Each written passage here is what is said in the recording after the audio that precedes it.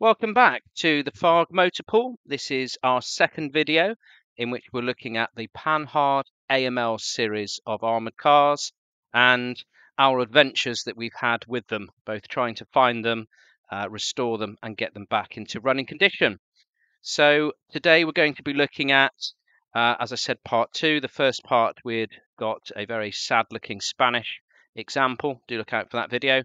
But I'd meanwhile been sent these pictures by a French resident in the south of France, and he was based near an army base, and he said there was a complete, as he described it, field full of these Panhard AMLs, including spare parts. So there's a picture of an engine and gearbox of one there. I was fortunate enough to gain an introduction to the facility, and I was able to travel down, and I took these photographs you can see here. As you can imagine, my excitement was enormous, as there was literally hundreds upon hundreds of these vehicles to choose from, and they were all for sale. I was able to find, or initial agreement was for me to have 5 of them, so I really tried to rush through quickly, looking and surveying each of those vehicles available. Some of them, like this one here, was quite just out of service. Others have been there a little bit longer. Inside of them, they're all in pretty fairly complete and good condition. So inside of the facility, there were AML 90s, but as I was told that those were certainly not available to me. Both I was told that by the manager and by my partner, who I took with me, and she can see there she was quite fed up after a few hours of traipsing around dusty warehouses. I was able to identify the first 3 vehicles that I wanted to bring back to the UK out of the first consignment of 5.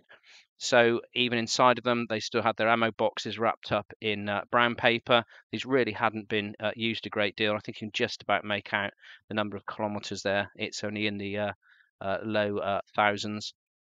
So a purchase was made.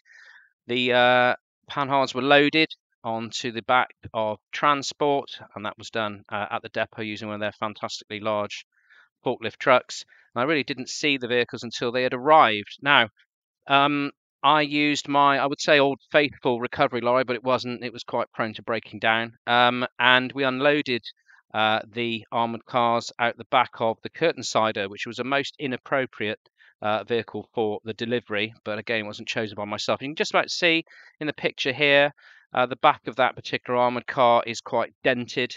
That was simply because these vehicles had basically rolled into each other and hadn't been strapped down properly, so they'd rolled back and forth and hit both the fronts and the backs of each of them, which was quite a disappointment to me. We're not actually transporting it there, I'm just moving it. Don't worry, I know it's not tied down, it's just got the handbrake on. And there we are, and we're taking each one off at a time, lowering it down to reload them and then get them back to the workshop facilities. So this enabled the driver, Lithuanian driver, there he is there in the blue jacket. He was quite interested in these bits of kit, but he basically got back in the cab and he was off again. So we were there trying to sort out these Panhards and what to do with them next. So the idea was to do a visual inspection of them all, clean out fuel tanks, carburetors, add batteries, and try to get them going. So there we go, back in my unit now. You can just about see on the right-hand side at the back was my original Spanish Panhard. If you see on my earlier video that came out yesterday, you'll see we ran through where that came through and the work involved in that.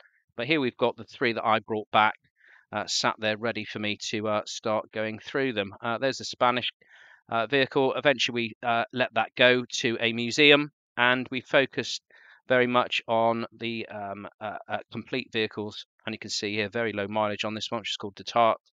And we were able to, some more inside photographs there, you can see it was fairly complete. And I let this one go to a collector abroad, which was great.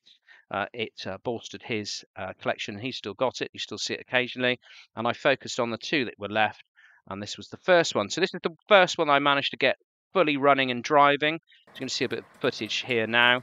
You can see there on the back is what I've described as a jerry can, a red fuel can. And we're running the vehicle off of that as the fuel tank needed cleaning out. And I was so eager to have a drive that we didn't have time to sort of flush out the fuel system. So there we go, new batteries in it. Cleaned it out, cleaned the carburetor, checked the spark plugs and cleaned those, and there we go, we're driving.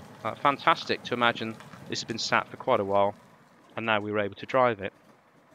Difficult to find those gears, I must admit, it's quite a skill, but there we go. I was pulling away in third. All right. Oh yeah. Coming round, this is the very first drive that I've made of a Panhard. See, one of the lights are out there. Bit of fun in the sun. And we're just driving around the farm at the moment, trying to get used to those gears. Very noisy inside of one of these. Also, no power steering, so it's quite heavy on the steering. Really got to get in behind that wheel and steer it round. And on this particular day, because it was quite warm, very hot as well inside. Here we are driving with the hatches down, because I am a glutton for punishment. Lost the gear there, but found it again, so we're okay. So that's great. So that was number 1. That went to the back of the shed, and I focused on number 2. Here we are, number 2. Doesn't look so good, admittedly. The other one we didn't really do any work on, but I realised this paint was very much faded. In fact, looking in the engine bay, we managed to find empty cider bottles and beer cans. So somebody certainly had a party around it. And the first thing really was just stripping the vehicle down and flattening it back and putting it into a really nice NATO green. Looks quite sort of khaki here, but when it gets outside, you can see it's got a darker green. I haven't put the lights back yet, and there's no armaments, but I've certainly managed to get those spotlights working as well. Nice fuel can on the side, and clean the wheels up. And as I said, the respray, and it came out quite nicely. Inside there, you can see the MAP 49 submachine gun attached to the door. Nice little touch. I managed to source and place one of those in there, and we're pretty happy with the finish. You can see there we've put in the mock 60mm mortar, and there was a couple of mock AA52s we put into the turret. We managed to find the ancillaries, so there's the ubiquitous fire extinguisher, the French jerry can, and the very hard to find decontaminator. So those were sourced from the net, and we were able to take the vehicle to shows. Here it is at War and Peace, in which the chap who was talking the vehicles around the ring really didn't even know what it was, so therefore we went on a campaign of getting this vehicle into magazines and on the internet, so people were aware of what these Panhards were and what they looked like. So there we go. My confidence grew driving it. You can see here we're absolutely throwing it into a corner at one of the shows. Can't go too fast, a bit mad, because we've obviously got spectators in the background.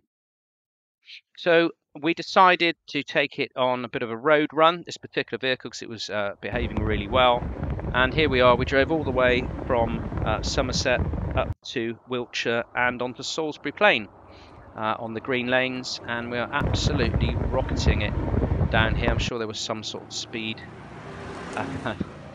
limit, which we probably exceeded, but absolutely loving driving the vehicle. We can understand why it was described as you could get driver fatigue. It's a very uncomfortable driving position, and the steering wheel really is more or less sort of against your chest.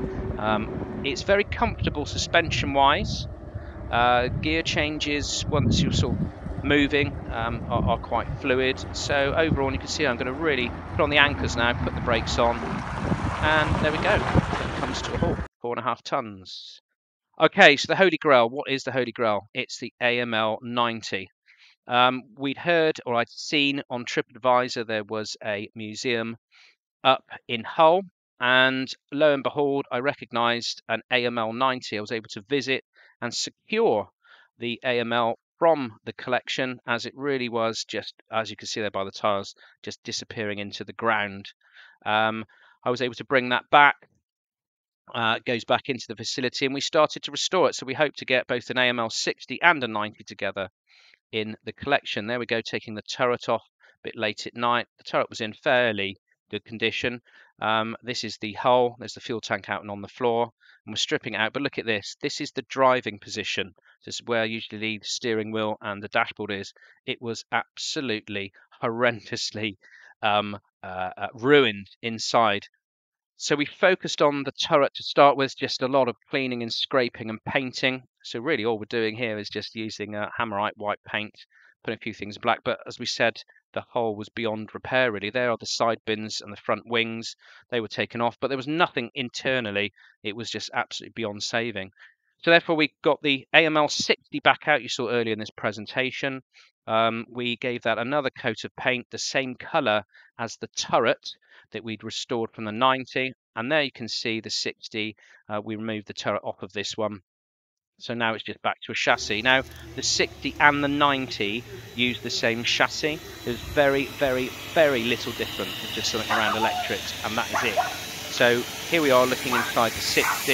We're just cleaning it up, checking all the levels, and we'll be placing that 90 restored turret onto that hole. You can see it here being dropped into place. I think probably about 3 tons.